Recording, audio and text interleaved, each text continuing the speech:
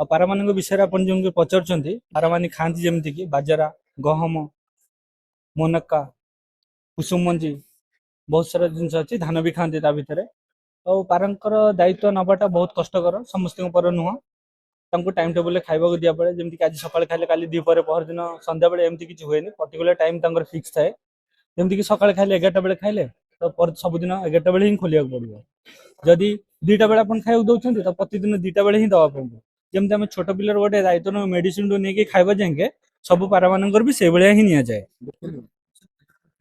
ପାରା ପଛରେ ମୂଲ୍ୟ ଅମୂଲ୍ୟ ଜିନିଷ ସିଏ, ସଉକର କିଛି ମୂଲ୍ୟ ନଥାଏ। ପାରା ଆମେ ଏଇଠୁ ଯାଉ କଟକ ବି ଆଣିବା ପାଇଁ, କେନ୍ଦ୍ରାପଡ଼ା ଆଣିବା ପାଇଁ, ପୁରୀ ଆଣିବା ପାଇଁ, ଜଗତସିଂହପୁର ଆଣିବା ପାଇଁ, ଦୁବାଇ ଯାଉ, ତୁର୍କୀ ଯାଉ, ଓମାନ ଯାଉ, ରିୟାଦ ଯାଉ, ବାଂଲାଦେଶ ଯାଉ। ଏସବୁ ଜାଗାକୁ ଯୋଉ ଜାଗାକୁ ଆମେ ନ ଯାଇପାରୁ, ଟ୍ରାନ୍ସପୋର୍ଟ ଜରିଆରେ ଆମେ ତାକୁ ମଗାଉ।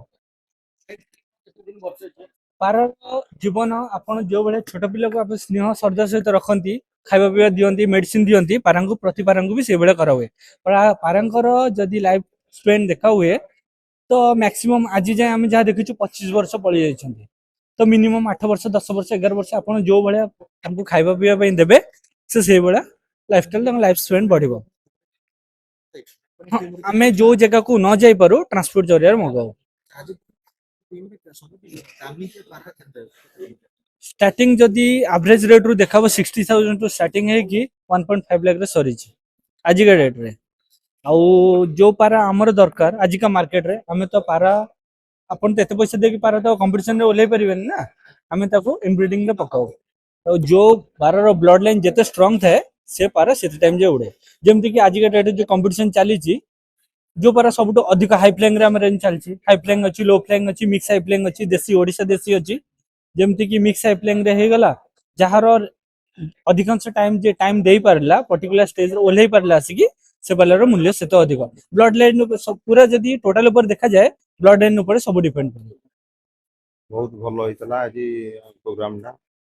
ଭଲ ହେଇଥିବାରୁ ମତେ ବହୁତ ଭଲ ଲାଗିଲା। ଭାଇ ଆମର ରଖିଛନ୍ତି, ଇଏ ତ ପାରା ରଖିଛନ୍ତି, ଆମ ଘରଠିକି କେତେବେଳେ ଯିବେ ଦେଖିବେ ପାରା ଏତେ ମାନେ ପରିଶ୍ରମ କରି ରଖୁଛନ୍ତି।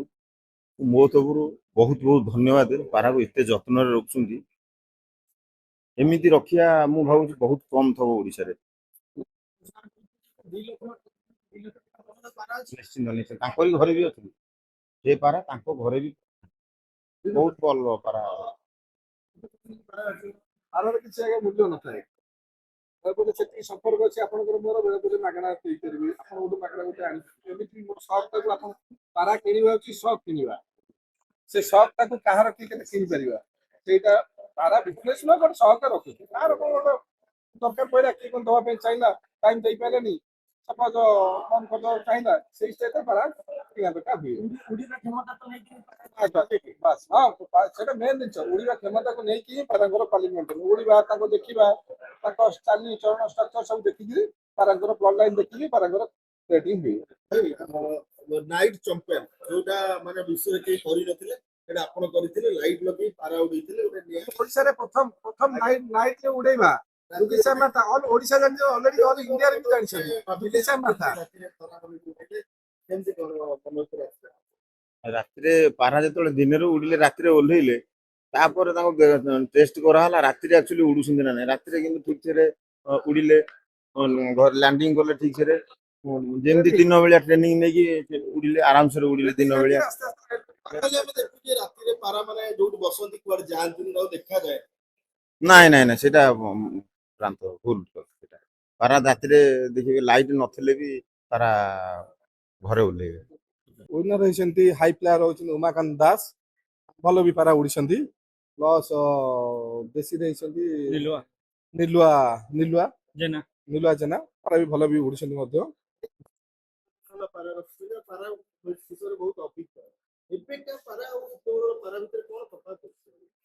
ପାରା ତ ସବୁ ଜାତି ଭେଦ ଭିତରେ ଡିଫରେନ୍ସ ଅଛି, ନହେଲେ ଉଡ଼ିବା ଉପରେ ହଉଛି କ୍ୱାଲିଟି।